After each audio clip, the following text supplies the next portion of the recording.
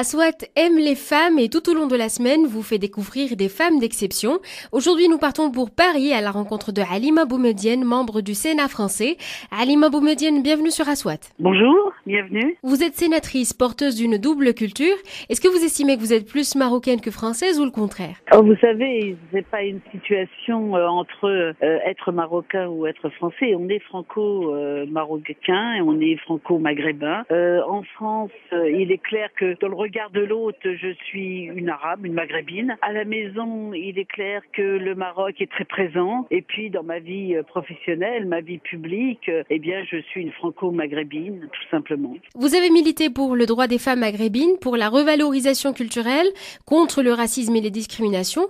Est-ce que ce sont des thématiques qui vous tiennent particulièrement à cœur? Oui, ce sont des valeurs qui me tiennent à cœur parce que pour moi, ce sont des valeurs universelles. Et le combat que je porte, qui est un combat en même temps antiraciste, antisexiste, mais aussi un combat contre toutes les formes d'exclusion, de discrimination, c'est un combat que l'on porte parce que l'on est femme maghrébine. Et donc, il est clair que mon origine marocaine joue beaucoup sur ce combat, sur cet aspect.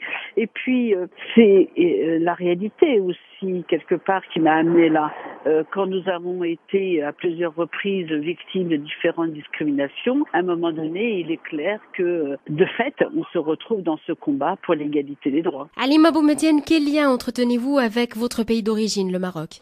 Les liens que je garde sont des liens malheureusement encore trop éloignés, dans le sens où je connais très bien la famille, je connais très bien le pays, bien entendu. Le pays, c'est mon pays, c'est mes racines. Lorsque mon père est décédé il y a quelques années, nous avons été l'enterrer dans son douar d'origine. Et il est clair que le pays restera toujours ancré au fond de mon cœur. Mais malheureusement, la vie professionnelle fait que je n'y vais pas souvent. J'essaie à chaque fois que je peux, ne serait-ce que pour parfois des relations professionnelles ou une conférence, profiter de l'occasion pour prendre une journée ou deux en plus et aller voir les amis, la famille. Mais c'est pas évident. Mais c'est vrai que quelque part, quand je vois par exemple une Coupe du Monde de football et que c'est l'équipe du Maroc, et j'ai un pincement au cœur et que je vais la soutenir plus que d'autres, c'est naturel. Aujourd'hui, vous êtes sénatrice. Jusqu'à quel point est-ce que vos analyses et vos décisions sont influencées par vos origines et par votre double appartenance? Bien sûr que je suis influencée. Par exemple, mon combat pour les droits de l'homme, c'est un combat qui est influencé dans le combat contre le racisme et les discriminations que j'ai mené, qui a été influencé par ma réalité sociale. Le combat contre la pauvreté et la misère a été influencé peut-être par le fait que je suis née dans un bidonville, j'ai grandi pas toujours de manière... en tout cas, je roulais pas sur l'or et je ne suis pas née avec une cuillère en argent dans la bouche, comme on dit en France.